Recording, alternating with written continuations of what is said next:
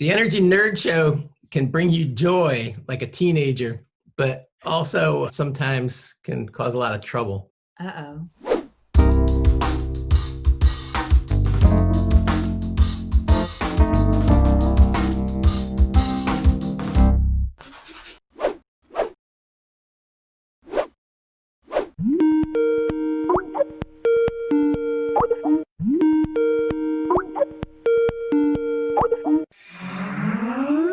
So Bruce, who's our guest today? Our guest is Asa. Hi, Asa. Hi, Bruce. Hi, Jeannie. Good morning. Asa Hopkins is a principal at Synapse, and I understand that you have a graph about your house today. I have a graph about my house, and I have a graph of what happens if everybody in New England had a house like mine. Tell us about New England and why electrification is important. These graphs are all about what happens if everybody across all of the Northeast were to electrify their house and get an EV, what that would actually look like, what that means for the electric system. So electrification is important because electrification is a dominant strategy for how you get to deep decarbonization, how you get to 80, 90, 100% decarbonization across the whole economy, because we know how to make all sorts of clean electricity. We're not so good at making clean things that burn to replace all of our combustion fuels. There's just not enough non-fossil stuff to burn out there to replace everything with combustion for gas furnaces, for industrial processes, for cars.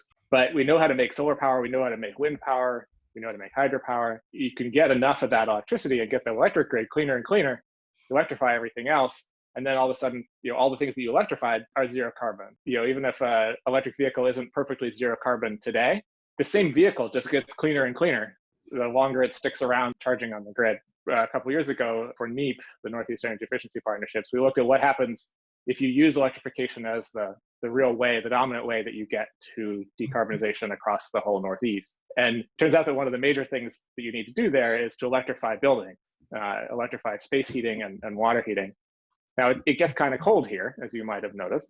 When you electrify everybody's home, then everybody's running their heat pumps at the same time in the cold weather. What this graph does is show what that does on an aggregate energy basis to the total amount of energy that we actually need across the region, total amount of electricity that we need. So the data in this graph are monthly energy totals, not really the hourly system or instantaneous system peak, but it does definitely show the winter becoming more and more dominant in terms of electricity sales. Right. Yeah. So the current curve is that dark blue one that's highest in the summer and lowest in like April or May. We're used to around here saying, earlier this week was 90 something degrees. It was a shave the peak day. It was, everybody's like, turn your AC down, don't run your dishwasher until after 7 o'clock, right? There's those peak days, but just generally, like, it's hot in July and August. We use a lot of electricity in the summertime because we heat with not electricity. But if we all heat with electricity, then all of a sudden January, December become the dominant months for how much energy you need, which is an interesting challenge for,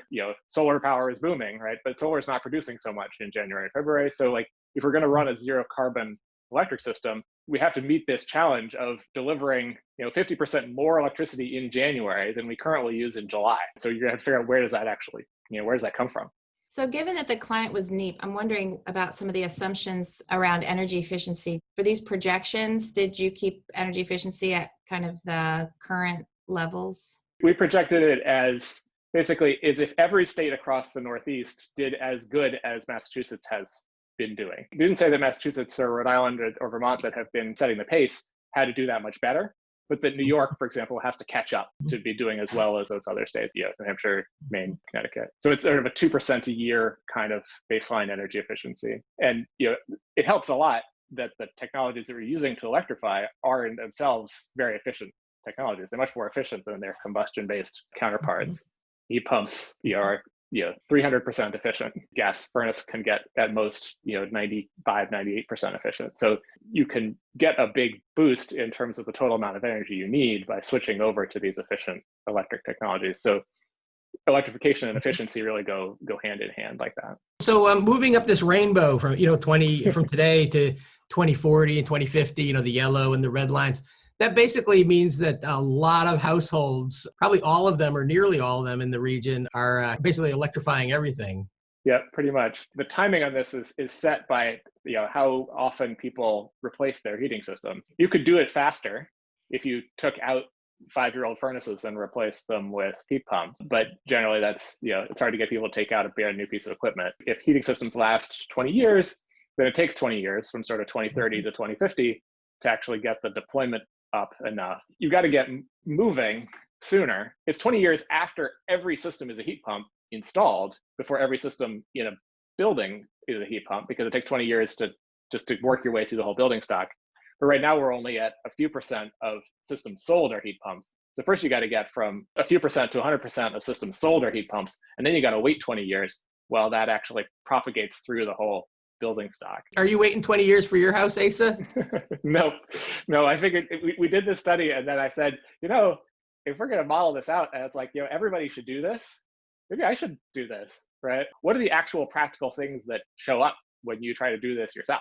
So we have a reasonably typical New England house. It's a 1938 Cape. It has all sorts of issues, a vermiculite insulation and a crawl space that was big enough hole in the side of it. Squirrels would come and live in it when it was really cold. We had various other stuff to deal with, right, to get the house sort of sorted, but not a very good duct system. The house wasn't designed for air conditioning. A bunch of stuff that, practically speaking, if you wanted to do this across all the houses in New England, people would have to deal with all those kinds of issues. We took out our gas water heater. We took out our gas furnace. We got rid of our chimney entirely, put shingles over that spot on the roof so we could fit 2 more solar panels up there and the chimney wouldn't shade anything. And now we have just over a year, nearly fully electrified use. We didn't redo our kitchen yet. That's a whole other problem. But otherwise, we're basically fully electrified and almost net zero, because the solar on our roof almost generates as much electricity as we use. The other graph we have here is basically sort of the equivalent curve, but just for our house. So the heavy blue line is our consumption by month, so the equivalent of that other chart.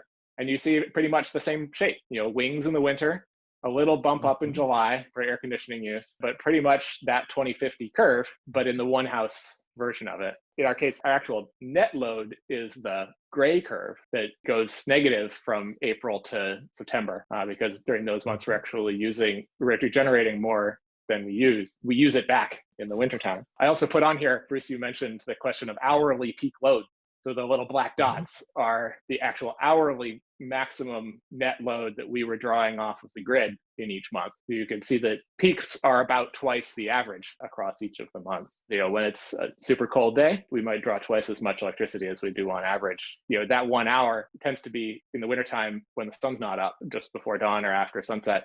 So the solar is not really helping meet those new peaks. How hard is it for a homeowner to electrify most or all of their house? I think it depends a lot on the house. It's cheap and easy, right, Asa? Well, we learned a lot about all the different practical things that come up. I mean, I mentioned, crawl spaces and vermiculite. Those aren't problems that are particular to electrification. Those are problems particular to just making the building perform well. Even if we weren't going to electrify the house, we probably still would have wanted to get the squirrels out of our crawl space and get the vermiculite insulation out of our house and such. So the actual electrification part is actually quite straightforward compared to a lot of the building shell improvement stuff.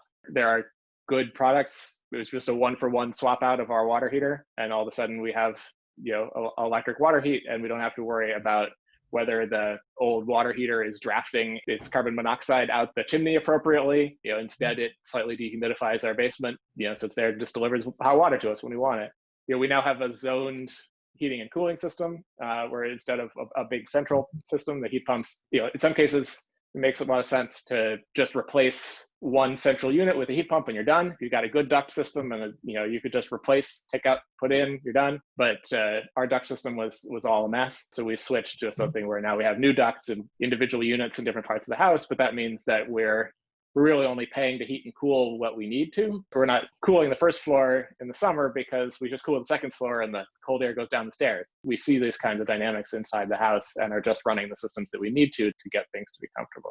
I'm looking at the monthly solar generation. It looks like the summer monthly generation is 3 or 4 times the December generation. Are you clearing the snow off your panels, or is that just the solar angles and the shorter days? That's solar angles and shorter days. The way our roof is set up, the angles that we have, we have a small number of north-facing panels. They don't produce anything in the winter. They just get covered in snow and stay that way. The south-facing ones are pretty good for shoulder season production because they're pretty steeply tilted. It's a cape, which is a 45-degree roof. There's a little bit of shading from a tree that lost its leaves, but there's idiosyncratic stuff about a given building. As soon as the sun really comes out after a snowstorm, the panels warm up a little bit and the snow sheds off the panels and production comes back. But when the day's only 8 hours long, in the wintertime, you just don't get the sun that you get in a mild May day. Does this picture include an electric car? No, not yet.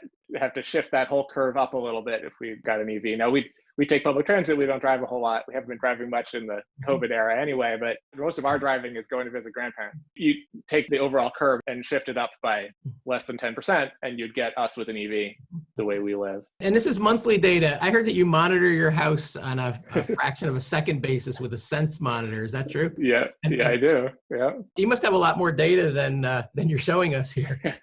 Yeah. I've got hourly exports from Sense and 15-minute solar data for a year. And yeah, so it's interesting to dig through. We're also separately monitoring with a different device, circuit by circuit. The Sense device can't distinguish the different heat pumps, but we can monitor those separately, circuit by circuit monitor. So which is how I can tell, for example, that in the wintertime, our basement heat pump unit, it's just sitting down there doing nothing, as far as we experience it. It's actually providing half or more of the heat for our house because heat rises, and the upstairs units don't run nearly as much as the sort of baseload heat supply is coming from the basement.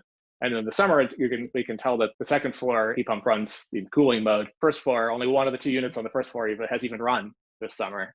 If you knew that ahead of time, you might have sized the different systems differently, right? We did plan a little bit for the heat rising. Cool falling, you can see on the chart for our house that cooling is not a big thing. And you care about it a lot on about 10 days. You care about being warm for months on it. We did adjust the sizing of the systems. The system in the living room, whose heat is most directly goes up the stairs to the second floor, is a little bigger than it needed to be. And the second floor system is a little smaller than it needed to be, to account for the fact that heat rises. And it works. Go physics. Well, thanks, Asa. This has been great. Pleasure to talk to you all.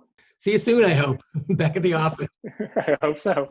Thanks for watching. This is Energy Nerd Show and Tell. It's the show that we want to watch, so we're thinking maybe some of you energy nerds want to watch it too.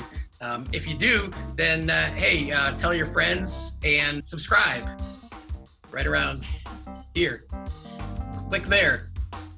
And check or there or over here. Instagram and Twitter and Facebook and YouTube and where else? And the Energy Nerd website at energynerdshow.com.